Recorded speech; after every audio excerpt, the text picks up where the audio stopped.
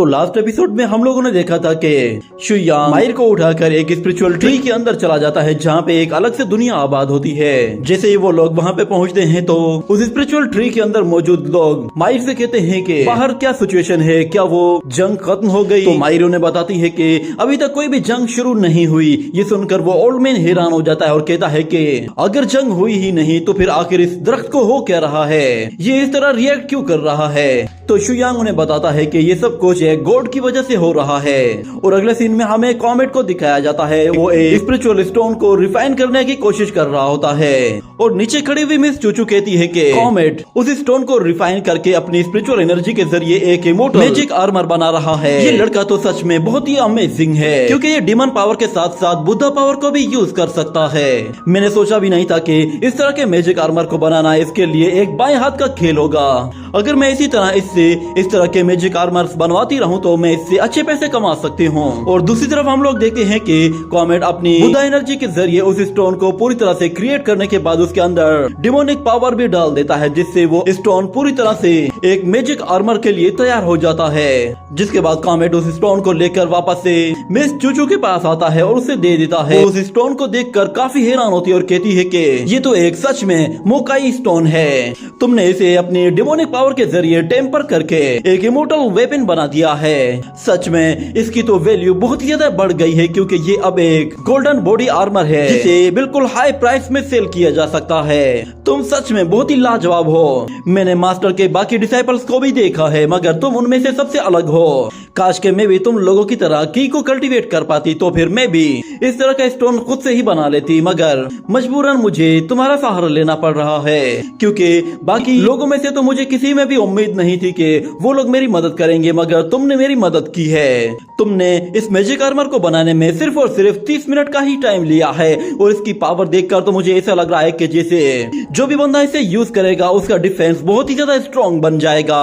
और दूसरी तरफ कॉमेट कहता है कि इस आर्मर को तोड़ना इतना आसान नहीं है, इसे सिर्फ वही बंदा तोड़ पाएगा जो कि मुझसे ज्यादा ताकतवर हो। ये सुनकर मिस चूचू कहती है कि तुम उसकी फिक्र मत करो, मुझे नहीं लगता कि टियानशिया लोगों में तुमसे ज्यादा ताकतवर कोई होगा। अगर यहाँ पे कोई तुमसे ज्यादा ताकतवर निकला भी तो तुम उसे मुझ पर छोड़ देना, मैं उसे खुद ही हैंडल कर लूंगी। और अगले सीन में हमें दिखाया जाता है कि चूचू वही स्टोन लेकर टियानशिया लुओ पैलेस के एक मास्टर को दिखाती है, और वो मास्टर उस स्पिरिचुअल पावर को देखकर कहता है कि इस स्टोन में जो पावर है ये काफी पावरफुल लग रही है। और उसके डिसाइपल भी कहते हैं कि यस मास्टर, ये पावर पहले के मुकाबले में ज्यादा स्ट्रॉन्ग लग रही है। तो चूचू उसे बताती है कि इस मैजिक आर्मर के अंदर एक इमोर्टल गोल्डन बॉडी के वॉरियर की पावर है। उम्मीद है कि आप लोगों को ये मैजिक आर्मर अच्छा लगा होगा। ये सुनकर यू लाओ कहता है कि सच में आप लोग तो जीनियस हैं, मुझे तो यकीन नहीं आ रहा कि आपने इतना अच्छा मैजिक आर्मर बना दिया है। ये सुनकर चूचू कहती है कि ये तो कोई बड़ी बात नहीं, अगर मुझे की रिफाइनिंग के लिए अच्छा मटेरियल मिल जाता तो मैं इससे भी अच्छा गोल्डन आर्मर बना सकती हूँ। खास तौर पर अगर मुझे कोई अर्थ स्टोन मिल जाता है तो उससे तो ऐसा लाजवाब आर्मर बनेगा कि तुम भी देखकर हैरान रह जाओगे।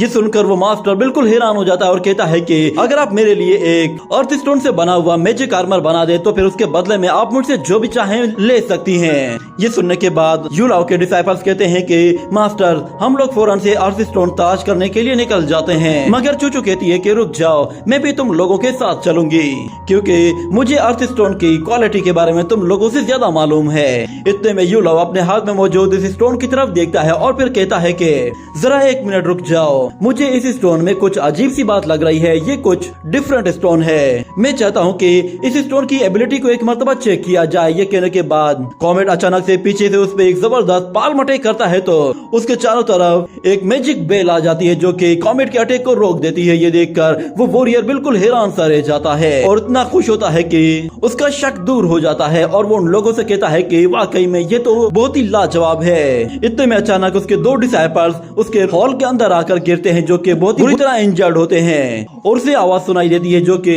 किसी से कह रही होती है कि तुम्हारी हिम्मत कैसे हुई हमारे डीमन क्लान में आकर हमारे डीमन मेंबर्स पर हमला करने की।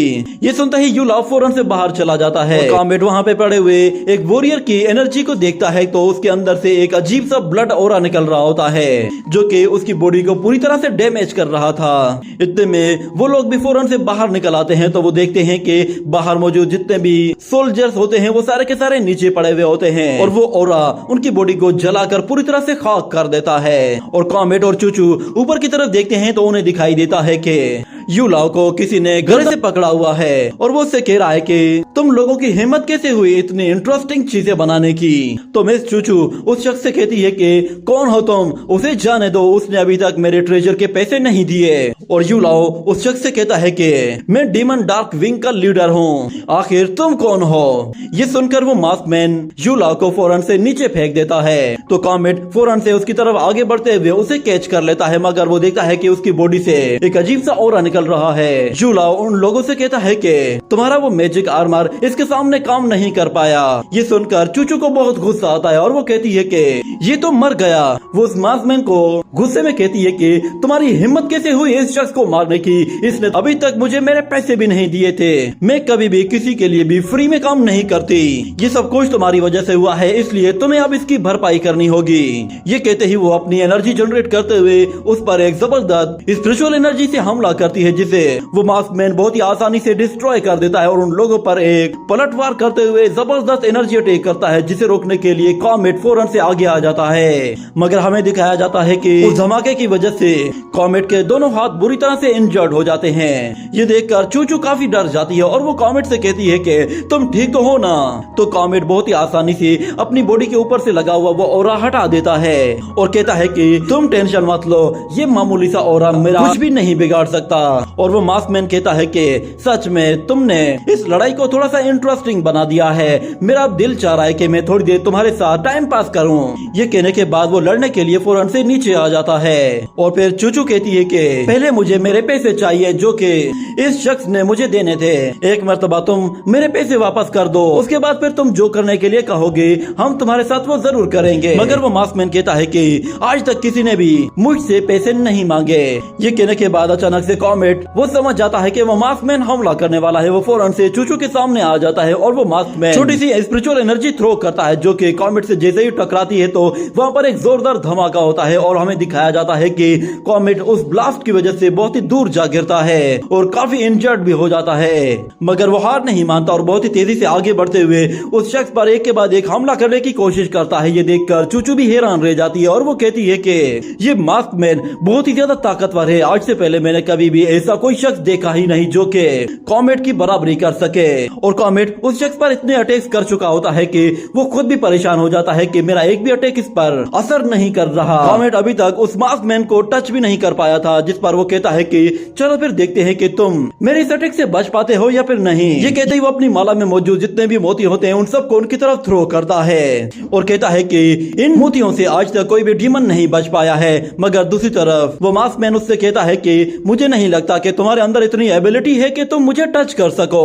कॉमेट की वो माला उस पर एक के बाद एक अटैक कर रही होती है मगर उनका कोई फायदा नहीं हो रहा था क्योंकि वो वॉरियर को छू तक नहीं पा रही थी। इतने में फिर अचानक कॉमेट के सामने एक स्वॉर्ड आती है जिसे वो अपनी पूरी ताकत के साथ जोर से हिट करके वहीं पे ही रोक देता है और फिर एक के बाद एक पंचेस के साथ अटैक करते हुए उसे एक जोर से किक मारकर पीछे की तरफ थ्रो करता है। और दूसरी तरफ वो मास्कमैन उस स्वॉर्ड को अपनी तरफ आते हुए देखता है तो वो कहता है कि अगर तुम मेरे अटैक्स को ब्लॉक नहीं कर सकते तो तुम मेरे हाथों मारे जाओगे। ये कहते हुए वो उस स्वॉर्ड को आसानी से ब्लॉक करके दूसरी तरफ फेंक देता है और फिर कॉमेट से कहता है कि चलो मैं देखता हूँ कि आखिर वो लड़की मेरे अटैक को रोक पाती है भी या नहीं। ये कहने के बाद वो जैसे अटैक करने की तैयारी करता है तो कॉमेट फौरन से चूचू की तरफ आगे बढ़ता है और इतने में अचानक वो मास्कमैन कॉमेट पर ही हमला कर देता है जिसकी वजह से कॉमेट सामने एक बैरियर बनाकर खुद को बचाने की कोशिश करता है पर उसके चारों तरफ ऑरा उसे कवर कर लेता है। ये देखकर चूचू काफी ज्यादा घबरा जाती है और गुस्से में आकर उस मास्कमैन से कहती है कि ये मेरा स्टाइल नहीं है, मैं कभी भी अपने दोस्तों को अकेला नहीं छोड़ती। ये कहने के बाद वो supreme Lord of haven technique का इस्तेमाल करते हुए कॉमेट के चारों तरफ मौजूद उस ऑरा को पूरी तरह से डिस्ट्रॉय कर देती है। ये देखकर वो मास्कमैन भी हैरान हो जाता है और कहता है कि ये वन वर्ड मंत्र है, क्या ये लड़की कांग जून की डिसाइपल है। और दूसरी तरफ हमें दिखाया जाता है कि चूचू कॉमेट के पास आकर उसे देखती है। कॉमेट अपनी कल्टीवेशन के जरिए किसी तरह उस ब्लैक ओरा को अपने ऊपर हावी होने से रोकने की कोशिश कर रहा होता है और देखते ही देखते वो उस ओरा को पूरी तरह से अपनी बॉडी से निकालकर दूर फेंक देता है। और इस तरफ वो मास्क मैन उन लोगों से कहता है कि आखिर तुम कौन लोग हो, मैंने आज तक तुम्हारे बारे में कुछ भी नहीं सुना, मुझे बताओ कि तुम लोग कौन से सेक्ट से हो। ये सुनकर चूचू कहती है कि अगर मैंने तुम्हें बता दिया तो तुम तो डर के मारे ही मौत की नींद सो जाओगे, क्योंकि हम लोग फेमस सेक्ट टियानलान सेक्ट के डिसाइपल्स हैं, जो कि इमोर्टल वर्ल्ड का सबसे बड़ा सेक्ट है। लगता है कि शायद अब तुम्हें थोड़ा सा डर लगने लगा है। मगर दूसरी तरफ वो मास्कमैन कह रहा होता है कि ओ माय गॉड, मुझे तो पता भी नहीं था कि ये लोग जानबूझकर मेरे स्काई ब्लू सेक्ट को यहाँ पर लाना चाहते हैं। लगता है मेरा स्काई ब्लू सेक्ट अब इन लोगों का टियानलान सेक्ट बन चुका है। ये कहने के बाद वो फौरन से उन लोगों की बॉडी से अपना वो ओरा रिलीज कर देता है और उन लोगों से कहता है कि इस मर्तबा तो मैं तुम लोगों को जाने दे रहा हूँ। ये कहने के बाद वो खुद भी वहाँ से चला जाता है, जिस पर चूचू कहती है कि ये बंदा कहाँ चला गया, इसने तो सच में मुझे डरा ही दिया है, पता नहीं कौन सी पावर ये यूज कर रहा था। और कॉमेट भी कहता है कि आज से पहले मैंने कभी भी इस तरह के किसी शख्स को नहीं देखा। जिसके बाद अगले सीन में हमें दोबारा से उस स्पिरिचुअल ट्री के अंदर दिखाया जाता है कि वो ओल्ड मैन शुयान से कह रहा होता है कि तुम कौन से गोड्स की बात कर रहे हो, क्योंकि आज से हजारों साल पहले डीमन रेवोल्यूशन बीच में ही रुक गई थी, जिसकी वजह से डीमंस को उससे बहुत ही भारी नुकसान उठाना पड़ा था। मगर शुक्र है कि उस वक्त हमारे पास ये सीक्रेट ट्री मौजूद था। तो शुयान कहता है कि तुम लोग सरवाइव कर पाए हो, क्योंकि इस ट्री में इतनी ज्यादा स्पिरिचुअल पावर थी कि जिसने तुम लोगों को उन अटैक से बचाया है। मगर जरूरी नहीं है कि इस मर्तबा भी सेम वैसा ही होगा। मगर फिर वो ओल्ड मैन कहता है कि जब स्पिरिचुअल ट्री की मेरिडियंस जैसे ही एक्टिवेट होंगी तो फिर से जंग शुरू हो जाएगी और फिर हर तरफ खून खराबा होना शुरू हो जाएगा और इस दुनिया में मौजूद स्पिरिचुअल पावर ज्यादा से ज्यादा कॉम्प्लिकेटेड होती जाएगी। मगर हमारा डीमन क्लान वो सिर्फ और सिर्फ इस सीक्रेट ट्री की स्पिरिचुअल एनर्जी को ही इस्तेमाल करेगा, क्योंकि इस दरख्त में हेवन एंड अर्थ की प्योर स्पिरिचुअल एनर्जी है। अगर हम लोग इसे यूज नहीं करते तो हम लोग बहुत ही ज्यादा वीक पड़ जाएंगे। और वो फॉक्स गर्ल भी कहती है कि शुक्र है कि हमारे पास ये सीक्रेट ट्री मौजूद है। मगर अजीब बात ये है कि ये सीक्रेट ट्री पिछले हजारों सालों से बिल्कुल सही सलामत मौजूद था, मगर अचानक इसे क्या हुआ है, ये बाहर से बिल्कुल सूखता जा रहा है। कहीं ये वाकई में किसी गॉड की वजह से तो नहीं हो रहा, जैसा कि मिस्टर शुयांग ने बताया है। ये सुनकर वो ओल्ड मैन कहता है कि आखिर ऐसा कैसे हो सकता है, अगर कोई गॉड है भी तो फिर हमारे सीक्रेट ट्री ने उस गॉड की अपीयरेंस पर कोई रिएक्शन क्यों नहीं दिया। तो मायर कहती है कि ऐसा इसलिए भी तो हो सकता है क्योंकि थ्री मेरिडियंस वो पूरी तरह से एक्टिव हो चुका है और किसी तरह की भी स्पिरिचुअल फ्लक्चुएशन की वजह से वो गॉड दोबारा से अपनी नींद से जाग गया होगा और उस गॉड ने अपनी पावर को दोबारा से रिकवर करने के लिए हमारे स्पिरिचुअल ट्री का इस्तेमाल किया होगा। वो हमारे स्पिरिचुअल ट्री की एनर्जी को एब्जॉर्ब कर रहा है। ये सुनकर वो ओल्ड मैन परेशान हो जाता है और कहता है कि आखिर ये कैसे हो सकता है, ये सीक्रेट ट्री इस तरह इतना वीक कैसे पड़ सकता है। मगर शुयान कहता है कि मुझे लगता है कि शायद बात कुछ और है। ये कहने के साथ ही ये एपिसोड यहीं पे ही खत्म हो जाता है।